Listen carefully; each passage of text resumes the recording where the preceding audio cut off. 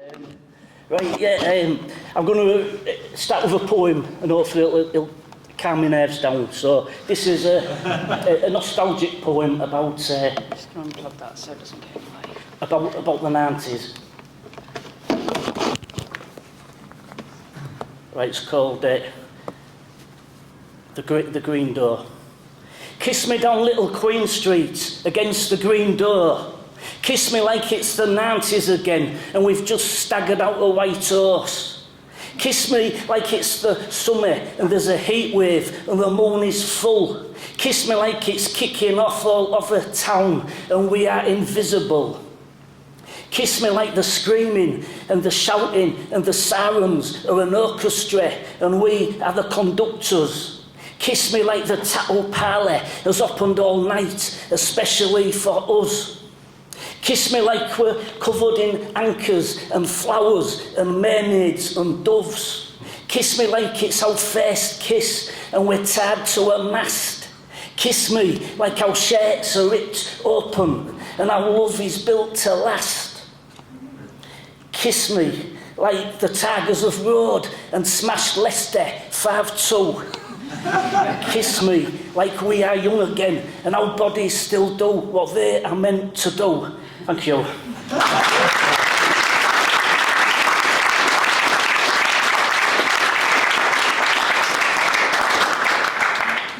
My mind's a complete blank, but here goes. In 1982, I was 17 and on the dole like a lot of young people, and you had to go on these youth opportunity programmes, YOPs for short, and you had to have half a day at college as well doing life and social skills, and look at me, I let a lot on that course. So I got a job at the Hull University, so on my first day, I'd left me Queen's Garden College and I was walking down Beverley Road and I saw Tracy Fawn from Everything With the Girl because she was a student here in Ben Watt and I had a bit of a crush on Tracy. And anyway, something strange happened this morning and I managed to get to the top, the 6th floor of the library for the first time since 1983. And this morning I grabbed one of my old diaries from the early 80s, and virtually the first page I opened was about my first day at working at the library. And anyway, when I wrote my diary, I did it in code because I was leading a very sensational life. So about 9 o'clock this morning, I translated it. It took me an hour just for one little page, and I'll just read you this translation that I did. Right, so Monday, 8th of the 11th, 82. A new diary, a new job. After college this morning, I went to work at Hull University. While I was walking to the university, I saw Tracy Fawn. I couldn't believe it. I crossed over the road and was walking behind her. I walked past her and our shadows touched. I couldn't believe it. I started working the library. Philip Larkin, the world famous poet, is the head librarian. I haven't seen him though. The people I do work with seem nice. They are all mainly middle-aged men. I didn't do much work. I followed them around on errands for a while, taking post, etc., but was mainly just sat around. So that's my first diary entry. Can you tell I've got an O level in English? I got ungradable in everything else, but so I started working about October. I was in the post room first, October 82. And I worked in there with another lad, and there was a nice fella who used to work there, quite shy, but he used to chase us around the office trying to grab our asses. It was all a bit Benny Hill, but it was a nice fella.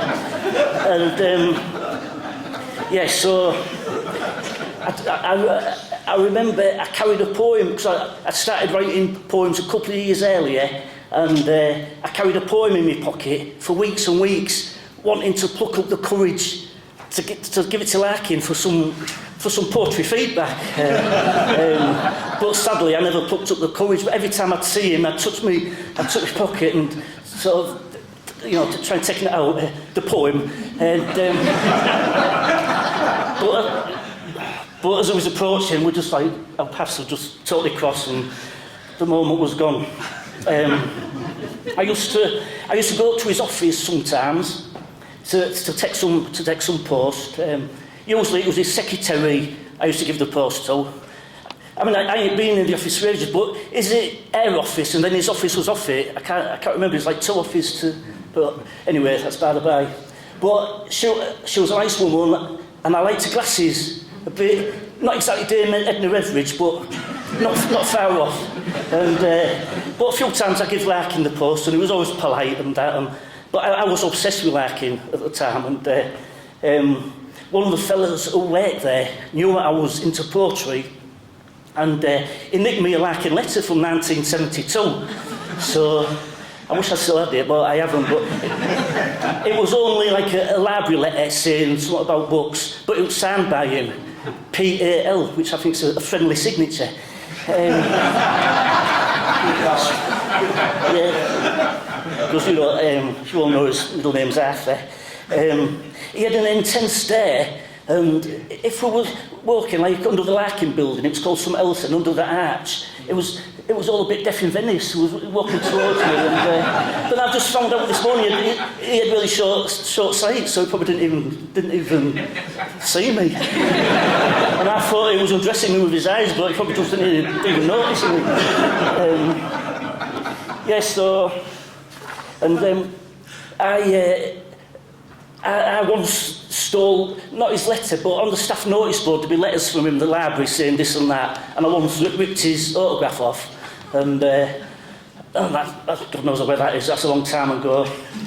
And but I do remember this clearly, and I'm looking forward to translating my diaries from this time, because I'm not 100% sure what I'm going to tell you actually happened. I'm 90% sure it did. But anyway, so one morning, all the porters in the library had to line up in a row.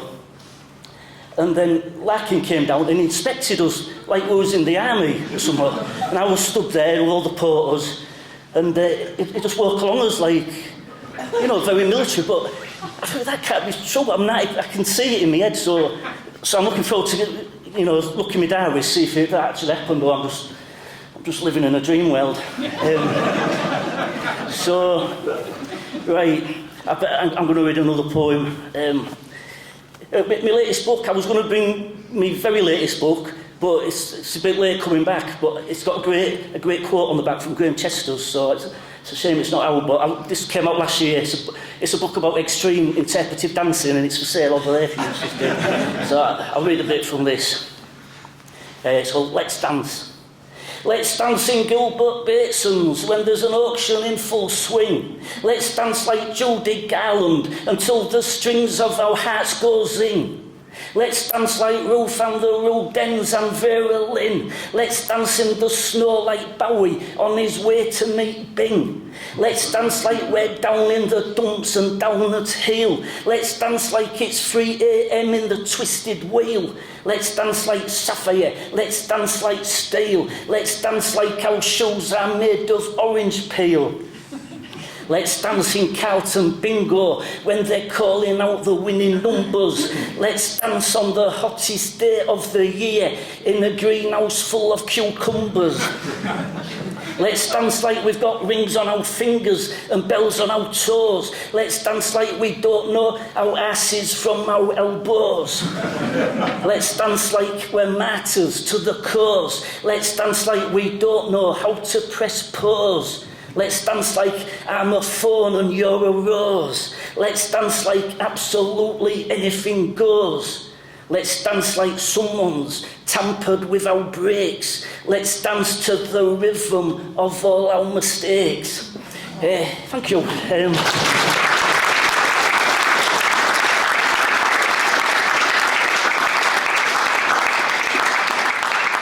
I only worked here for about 9 months, but it was one of the best jobs I'd had. So I became a postman about 8 years later, and that was my job I did for the rest of my working life, more or less.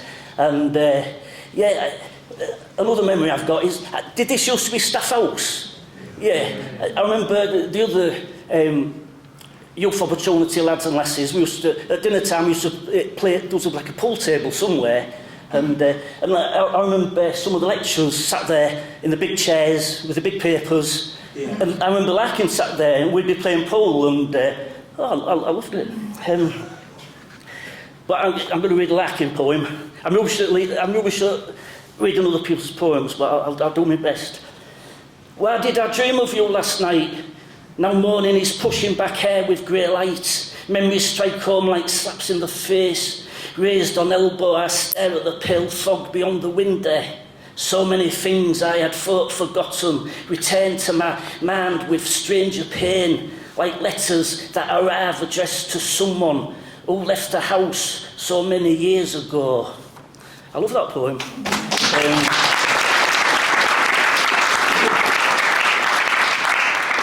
So that was 1939, so it'll have been about 26, 27 when he wrote that. I think it's a brilliant poem. And right, I'm going to read a poem from my first book. Sometimes I'm so happy I'm not safe on the streets. It's been all over the country with me, this. Look, I think books look better when they're tatty. This is the last poem in the book, and it's called Away with the Fairies. And I'm often away with the fairies, and by the looks of most of you, I'm not the only one. Sometimes I'm a shrinking violet, sometimes I'm a diva, sometimes I'm in control, sometimes I get full moon fever. Sometimes I'm so happy I'm not safe on the streets. Sometimes I'm a beautiful young woman in a tight blue top and matching skirt with pleats. Sometimes I watch the world go by from the comfort of my favourite chair. Sometimes I venture outside and do things decent men wouldn't dare. Sometimes I'm a clinically obese Elvis impersonator with Tourette's, seeking an understanding lady for walks in the country and kinky sex. Sometimes I see God in the eyes of my favourite bingo caller. Sometimes I'm a grain of sand on the beach at Brid, only smaller. Thank you.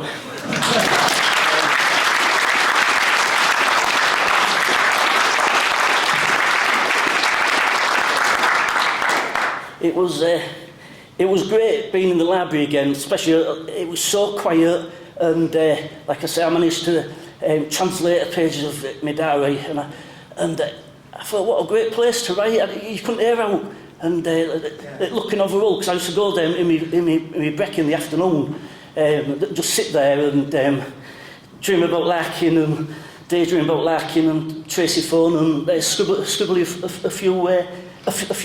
few rhymes.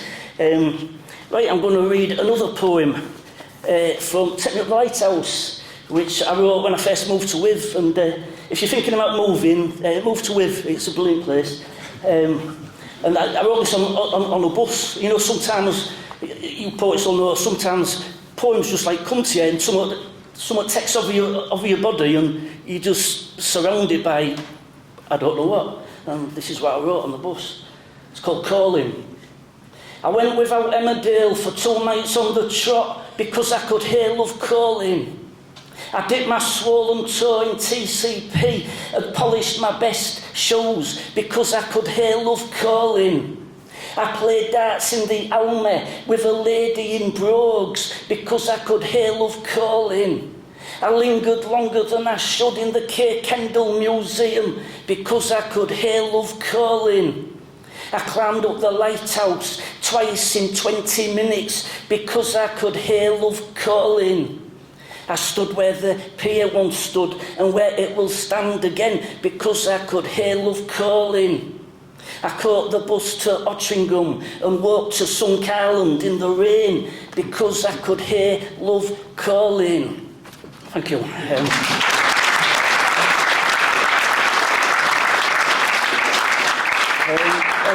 another couple of Larkin reminiscences. Did you know in that programme with John Betcham, did he go in Skullcourt Cemetery as well as Springbank? Have I just imagined that? Yeah, I thought so. Cause a few years after I left university, I was on another YOP course doing up Skullcourt Cemetery. And I remember, even then I thought, God, I'm sure Larkin's I've seen him on a programme in a year. So, yeah, I had a job like laying a new path and get rid of all the weeds. And there was like an old chapel there. I don't think it's there now. And I thought, because in the programme it looks pretty derelict. And it was still there in the early 80s. I thought, I couldn't get in, but I thought, is that the one where Larkin was filmed? Where he, does he take off his bicycle clips, or is that Springbank? Anyway, right, I'm going to read another Larkin poem. I'm going to be obvious, but I don't care. They fuck you up, your mum and dad. They may not mean to, but they do. They fill you with the faults they had and add some extra just for you. But they were fucked up in their turn by fools in old-style hats and coats, who half the time wear soppy stain and half at one another's throats. Man hands on misery to man, it deepens like a coastal shelf. Get out as early as you can and don't have any kids yourself. Which is what I did.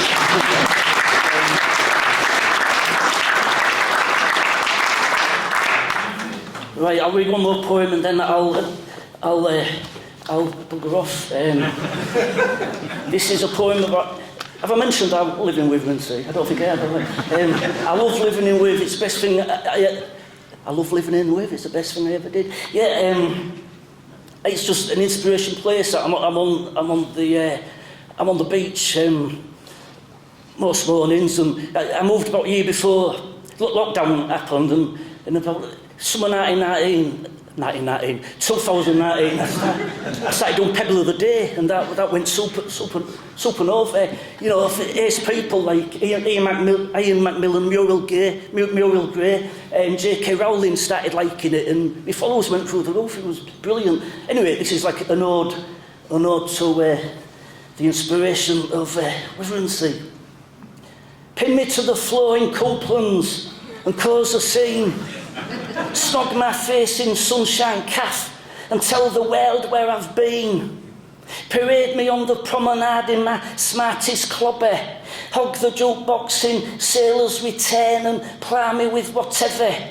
Squeeze me tightly down Piggy Lane when there's a sunset sensation. Declare your everlasting love on the concrete bench behind the lifeboat station.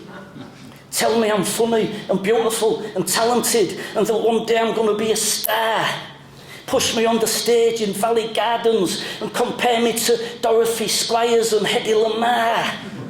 Burt Lancaster me in the spume, halfway to Tunstall at dawn.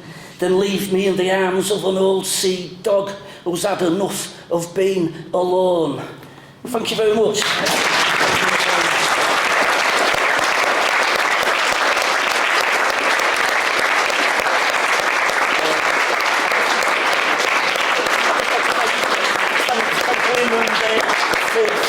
For asking me to do this. It's not something I usually do, and I feel quite elated now, so thank you. Oh, thank you.